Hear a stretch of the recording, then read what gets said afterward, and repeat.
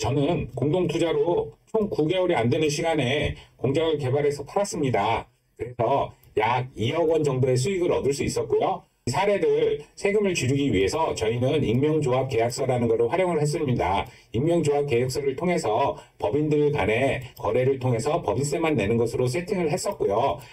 이와 마찬가지로 항상 저는 개인, 법인, 그리고 또 복합적으로 명의를 사용해서 절세하면서 계획을 가지고 투자를 하고 있습니다. 여러분들도 그 내용에 맞게 준비하셔서 공부하시고 반영하셔서 투자를 한다면 충분히 노후 준비에 큰 도움이 되지 않을까 생각합니다. 감사합니다. 안녕하십니까. 부동산과 사업, 노후 준비에 진심을 다하는 공장장입니다. 오늘은 새로운 투자에 대한 명의사항법에 대해서 제 사례와 같이 간략히 설명드리려고 합니다. 4050 여러분은 내 집 마련을 하시고 조금씩 넓혀서 자산을 일구셨다고 생각하는데요. 집 한 채 외에는 노후 준비가 부족하다고 생각하셨다. 그러면 오늘 명의사용법들에 대해서 많은 도움이 되실 수 있을 것 같고요. 끝까지 들으시면 새로운 꿀팁이 있으니 유익하실 겁니다. 저는 항상 가족 여러분과 미래를 준비하는 여러분을 응원합니다. 꼭 시작하겠습니다. 그럼 제가 2억의 수익에도 세금이 10%만 냈던 사례를 통해서 어떻게 명의를 써야 되는지 자세하게 설명드리도록 하겠습니다. 렛츠고! 보시게 되면 제가 공부했던 사례들에서 먼저 말씀드리고 싶은데요. 항상 저는 책을 읽고 강의를 듣고 스터디를 했습니다. 그렇게 해서 여러 가지 과정들을 거쳤었는데요. 이렇게 경매를 통해서 주거상가 토지 사업, 그리고 세무 강의, 대출 강의, 토지 강의, 신축 강의, 시행 강의들을 듣고 나서 나중에 제가 공장을 개발해서 매도했던 사례들을 말씀드리면서 명의사용법에 대해서 알려드릴 건데요. 이 과정에서 저는 꼭 스터디를 통해서 좋은 사람들과 또 제가 부족한 부분에 대해서 채워줄 수 있는 그런 분들을 많이 만나고자 노력을 했었습니다.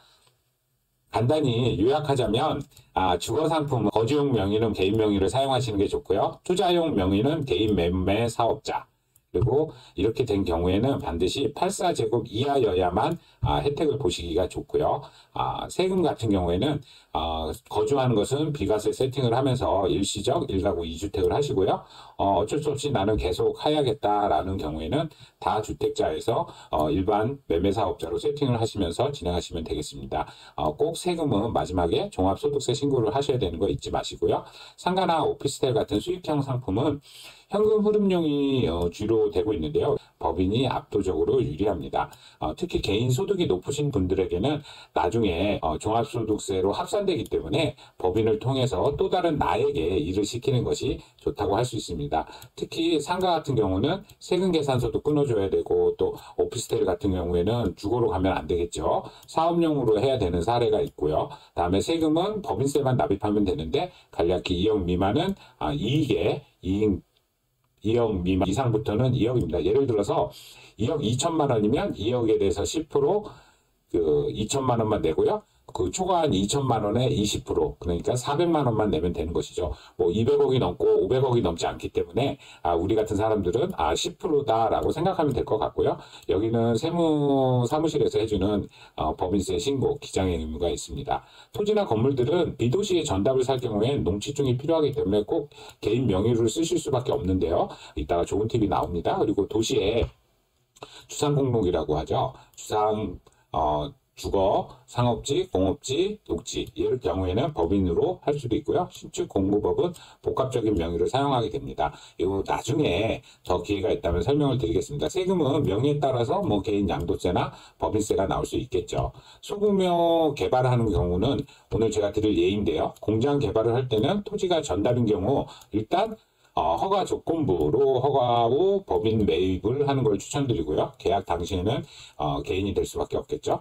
보유 토지, 보유하고자 하는 토지에는 전답 외에는 법인으로 취득이 가능할 것 같습니다. 이것도 마찬가지로 법인세 신고를 해야 됩니다. 이거는 제가 소규모 개발을 했던 사례입니다. 물론 공동 투자였고요. 앞선에서 말씀드렸던 스터디를 통해서 만난 동반자와 같은 우리 파트너들이 7명이 있습니다. 그 파트너들과 진행했던 내용이고요. 이번 경우에는 저 포함해서 3명의 파트너가 진행을 했습니다. 화성에 있는 토지를 매입을 했습니다. 먼저 팔탄면에 있는 토지를 물건 정보를 받고 좋은 위치다라는 것을 저희가 알고 있었기 때문에 판단을 했고요. 거기에 이제 추가로 도로가 이렇게 넓혀지는 정보도 토지 이음을 통해서 확인을 했습니다. 물론 시세 조사도 빼먹지 않고 잘 열심히 했었습니다. 그리고 나서 가장 중요한 얘기가 될 수 있겠는데요. 허가 조건부 계약으로 했습니다. 최초에 계약을 할 때는 토지 매입을 이제 5억 원에 거래를 하되 요게 일부러 잘랐습니다만 개인정보라서 그 개인이 계약을 했고 단 특약사항에 4번으로 허가 조건 계약이라고 해서 특약사항을 넣었습니다. 그래서 개인이 일단 계약은 했지만 허가가 난 다음에 법인으로 매수자가 변경할 수 있다라는 내용으로서 계약을 해서 처음부터 세금을 세팅하기 위해서 세금을 작게 낼 수 있도록 세팅했던 사례라고 보시면 될 것 같습니다. 12월 달 말에 2022년 12월 말에 계약을 했고요. 바로 2022년 12월 23일에 개발 허가를 넣었고요. 그 다음에 건축 허가 통보를 받게 됐습니다. 그래서 이 땅에 대해서는 용도가 공장으로 개발을 해야겠다라고 판단을 해서 미리 준비를 해서 건축 허가, 개발 행위 허가에 대해서 받고 그 다음 개발 행위를 시작하게 되었던 내용입니다.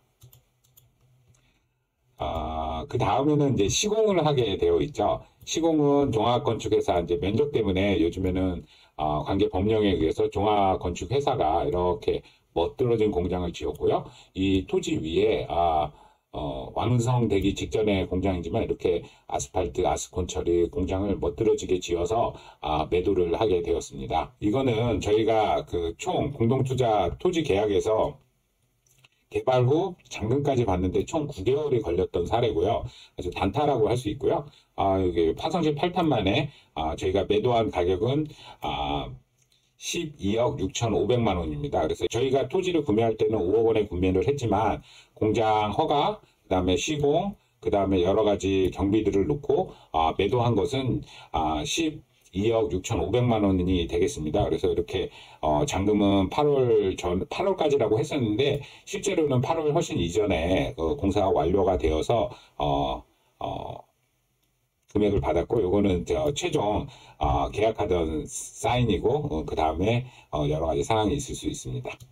여기서 가장 중요한 것이 있었는데요. 아까 제가 말씀드렸을 때 5억 원 토지를 사서 경비를 넣어서 12억 원에 팔았습니다. 그랬을 때 실제적인 수익은 약 2억 원 정도가 났는데요. 저희가 아까 공동투자 저 포함 세 팀이라고 했죠. 그래서 3명의 그 대표법인이 있고요. 그 대표법인과 저의 법인 또 다른 법인이 익명조합이라는 걸 결성을 해서 이 행위를 하기 위해서 계약을 맺고 수익을 쉐어하기로 한다라고 하는 그러한 계획이 되겠습니다. 여기 보시다시피 주식회사 3군데가 지분을 갖고 시작을 하게 된 것이죠. 그렇기 때문에 투자는 법인으로 했고 법인에서 조합이 결성돼서 이 사업을 진행했기 때문에 이 근거로 인해서 법인들이 수익을 쉐어하고 법인세를 내게 되는 그러한 방식으로 처리한 케이스가 되겠습니다. 이와 같이 제가 말씀드렸는데 저의 경우에 이제 투자했던 사례를 전에 한번 말씀드렸는데요. 어떤 식으로 했었는지를 사례입니다. 제가 아파트를 빌릴 때는 법인을 잘 몰랐기 때문에 개인으로서 시세 차익을 누렸고요. 종잣돈을 불리는 시기였었죠. 그래서 시세 차익이 나는 경우에 비과세 세팅을 하면서 지속적으로 아파트를 사고 팔았고요. 이때는 비과세 받으면서 1주택자였습니다. 그리고 다가구와 상가주택을 할 때도 이때는 제가 부동산이 상당히 안 좋은 시기였기 때문에 월세 위주로 투자 흐름을 만들었고요. 그 다음에 시간이 지나다 보니까 시세 차익도 발생하게 된 사례입니다. 그 다음에 부동산 투자를 본격적으로 시작하면서 법인을 만들어서 여러 가지 과정들을 통해서 제가 공장 개발까지 오게 됐고요. 또 법인으로 상가를 낙찰받아서 사업을 했고요. 요 낙찰받은 상가에 세팅한 것은 이 공유 주방이 되겠고 요거는 상가를 기반으로 했기 때문에 법인으로 사업을 했고요. 개인 소득 관련된 내용이 있기 때문에 스터디 카페는 개인 명의의 개인 사업자로 진행을 하고 있습니다. 또 제가 아시는 아주 고수분들이 계셔가지고 시행사업에 재무 투자를 좀 하고 있는데요. 거기에는 법인으로 투자를 해서 세금을 절세를 하면서 진행을 하고 있습니다. 다시 한번 정리 드리겠습니다.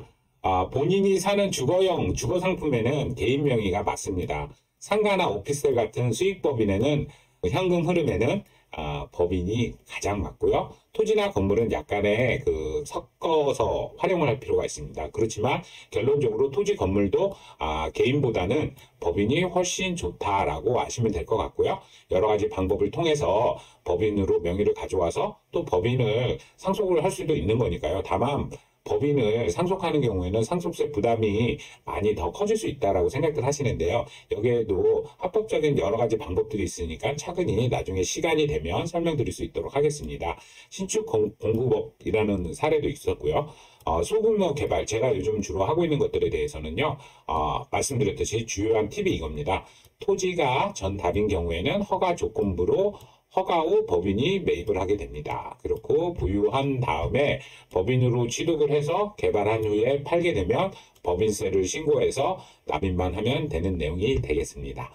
오늘 간단히 말씀드렸는데요. 어째요? 도움이 되셨으면 좋겠습니다. 제목을 이렇게 달았습니다. 제가 22년도 말에는 상당히 부동산이 안 좋았던 시기이고요. 23년도 7월쯤에 잔금을 받았습니다. 그 시기에 저희 멤버들은 이거 외에 또 다른 토지도 있지만 2억 원 정도의 차익을 얻었습니다. 그렇지만 각자의 법인에서 수익을 난 거에 대해서 10% 내의 법인세로 처리를 했었던 그런 기억이 있습니다. 오늘 말씀드리고자 했던 내용은 부동산과 세금 공부를 반드시 병행을 해서 계획적으로 노후 준비에 박차를 가하시기를, 또 그런 노후 준비가 되기를 바라는 바람에서 오늘 영상을 찍었고요.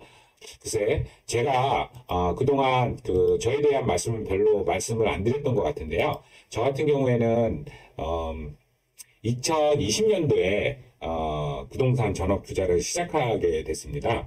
그때부터 상당히 힘든 시기들이 있었는데요. 그때 노후 준비를 하는 기간이 너무 힘들었고, 또 어느 정도 지나서 공부와 실제로 투자했던 내용들을 여러 사람들에게 저의 경험담과 또 그런 사례들을 설명해 줬는데, 그 사람들도 좋아하는 것도 있지만 그 자체가 저에게 상당한 즐거움으로 왔었습니다.